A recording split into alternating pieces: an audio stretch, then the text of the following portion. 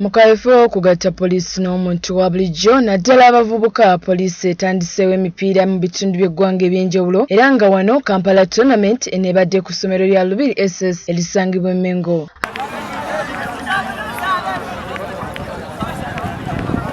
Abamu ku bavubuka abeetabye mu tournament eno bategeezezza nga bwe baagala gavumenti ebakwasiseeko mu kutumbula ebitone byabwe.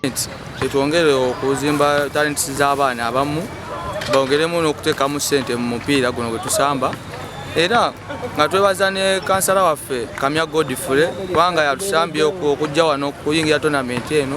Bano wabula basanyukidde nnyo enteekateeka eno gye bagamba nti yakwongera okubayambanga bo abavubuka. Ngaffe abavubuka abamu kati bamala obudde waabwe nga bali mu kubba bali mu kumenya amateeka naye bwe tukuŋŋaana ne tujja ne tulaga sport muzanyo. Ku nsonga y'abadde kapiteeni wa Uganda Cranes Geoffrey Massa okuwummula omupiira abavubuka bano nabo batuwadde endowooza zaabwe. Obubi ng'awummudde omupiira kuba ye muteebi omu gwe mbadde mmanyi ku yeggwanga abadde atuteebera ggoolo era nga yabadde asinga goozi nnyingi wano eno mukyemanyi mu Uganda era nga abadde muteebi mulungi kuba nze kyampisiza bubi naye era kigali tutwalira ebbanga okubanga tetunafuna replacement. Bo abawomye omutyo mu nteekateeka eno muli abapoliisi ssaako n'abaikawaala batubulidde lwaki bagunjizzaawo enteekateeka eno. Nolaba nti abaana students like where we are Lubiri SS they are chatting with us. Kugulula bitone by'abaana abato nga bano abafa abaana n'emiriba ku n'eggombolola ziwe yalubaga. Bawo next week ne finals ku lunaku lwerumu.